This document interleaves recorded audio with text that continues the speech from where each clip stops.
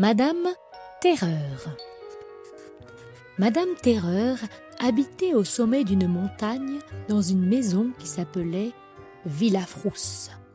Dès qu'il faisait noir, elle quittait sa maison et descendait dans la vallée en veillant à ce que personne ne la voie. Et là, elle attendait calmement que quelqu'un vienne.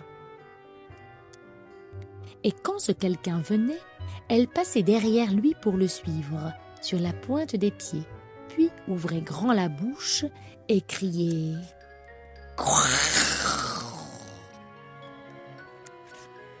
Et tu sais pourquoi Madame Terreur faisait ça? Pour s'amuser. Tu vois, elle adorait faire peur aux gens, et elle le faisait très bien. Elle les faisait sursauter de peur. Oh! Elle semait la terreur.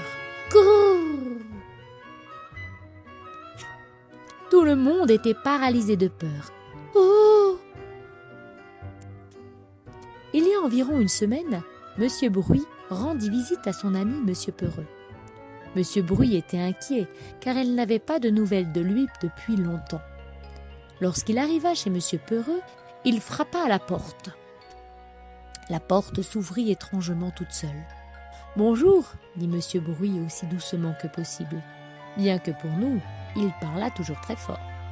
Il entendit un claquement venant de la chambre. Monsieur Bruit trouva Monsieur Peureux caché sous son lit, claquant des dents. Qu'est-ce qui vous... » demanda Monsieur Bruit, puis reprenant doucement. « Qu'est-ce qui vous arrive, Monsieur Peureux ?»« C'est Madame Terreur !» bégaya Monsieur Peureux, tremblant de tous ses membres. « Elle n'arrête pas de me sauter dessus en criant « grrr !» Monsieur Bruit lui prépara une tasse de thé, le calma et lui expliqua ce qu'il allait faire. À la nuit tombante, ils se cachèrent derrière un buisson sur le bord du chemin qui menait à la maison de Madame Terreur. Ils attendirent jusqu'à ce qu'ils voient la silhouette sombre de Madame Terreur passer.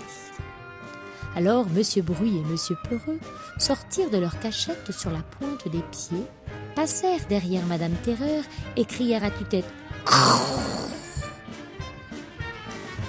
Quand Monsieur Bruit crie à tue-tête, c'est vraiment très fort.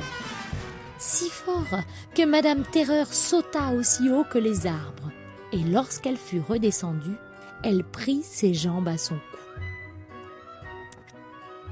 Elle n'arrêta pas de courir jusqu'à ce qu'elle se cache sous son lit, dans sa chambre, dans la Villa Frousse, tout en haut de la montagne.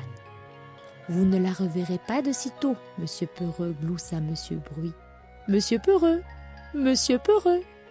Mais Monsieur Peureux avait disparu. Monsieur Bruit gloussa à nouveau et retourna chez Monsieur Peureux pour regarder s'il n'était pas, lui aussi, sous son lit.